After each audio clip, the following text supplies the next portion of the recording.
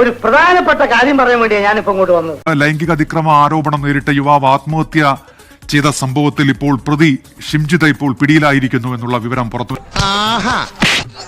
നീ ഒന്ന് ഭൂമിയിലേക്ക് ഇറങ്ങിക്കിട്ടാൻ കാത്തിരിക്കായിരുന്നടാ.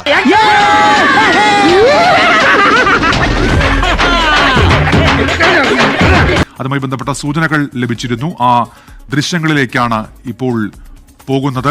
ഇവനെ പോലത്തെ ദുഷ്ടന്മാർക്ക് പറ്റിയ സ്ഥലം ജയിൽ തന്നെയാ. ഏത് നേരത്താണ് എനിക്കത് വീഡിയോ എടുത്ത് സൂക്ഷിക്കാൻ തോന്നിയത്?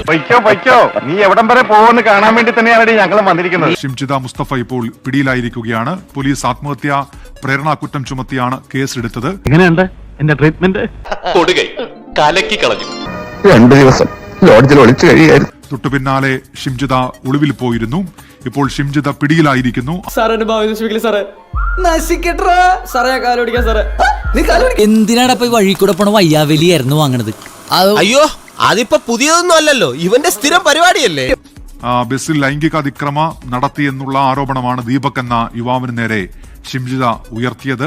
അതിനാണോ ഈ പകൽക്കൊള്ളക്കാരെ പോലെ മുഖംമൂടിയൊക്കെ ഇട്ട് നടക്കുന്നത്? ഇത് മുഖംമൂടിയല്ല സർ, പർദ്ദയാണ്. അതിന് തൊട്ടു പിന്നാലെയായിരുന്നു ദീപകിന്റെ ആത്മഹത്യ. വലിയ പ്രതിഷേധങ്ങളൊക്കെ ഉണ്ടായി. തൊട്ടു പിന്നാലെയാണ് ഷിംജിതക്കെതിരെ കേസെടുത്തതും. ഇപ്പോൾ ഷിംജിത പിടിയിലായിരിക്കുന്നു. നിന്റെ കയ്യിലിരിപ്പതായിരുന്നല്ലോ. അതന്നത്തെ ചോരത്തിളപ്പിന്. ഇപ്പൊ എന്ത് ചോര തണുത്തു പോയാ? തണുത്ത് മരവിച്ചു എന്ന് പറയുന്നതാവും ശരി. ഈ കേസുമായി ബന്ധപ്പെട്ട് യുവതി ഇതിനോടകം തന്നെ മുൻകൂർ ജാമ്യാപേക്ഷ സമർപ്പിച്ചിട്ടുണ്ട്. അത് നാളെ ആയിരിക്കും പരിഗണിക്കുക. അതിനിടയിലാണ് ഇപ്പോൾ വടകരയിൽ ബന്ധു വീട്ടിൽ വെച്ചുകൊണ്ട് അന്വേഷണ സംഘം ഈ പ്രതിയെ പിടികൂടിയിരിക്കുന്നത്. വളരെ കരുതലോടെ വേണം നിത്യ എന്തും ചെയ്യാൻ. ഇനിയും നമ്മളെയൊക്കെ വിഡ്ഢികളാക്കിക്കൊണ്ട് അവൻ കോടതിയിൽ നിന്നും ഇറങ്ങി പോയിക്കൂടാ. അതിനിടയിലാണ് ഇപ്പോൾ പ്രതിയുടെ അറസ്റ്റ് പോലീസ് രേഖപ്പെടുത്തിയിരിക്കുന്നത്. വൈകാതെ തന്നെ കോഴിക്കോട് മെഡിക്കൽ കോളേജ് പോലീസ് സ്റ്റേഷനിലേക്കോ അല്ലെങ്കിൽ ACPയുടെ ഓഫീസിലേക്കോ കൊണ്ടുവരും എന്നാണ് നമുക്ക് മനസ്സിലാക്കാനാവുന്നത്.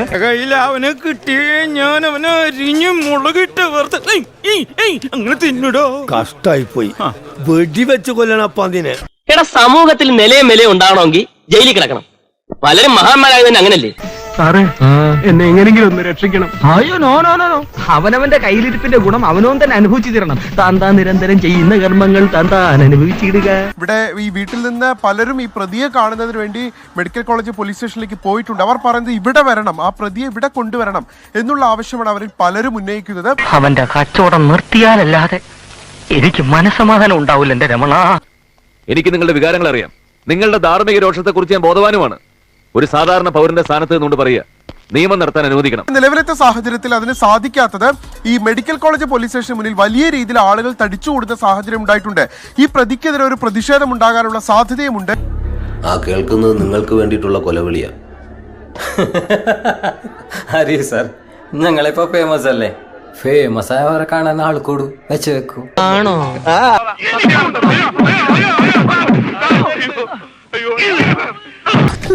ഇതൊരു കാര്യം മറ്റേടത്ത് ഐഡിയ ആയിപ്പോയി. അവിടുന്നും കിട്ടി ഇവിടുന്നും കിട്ടി.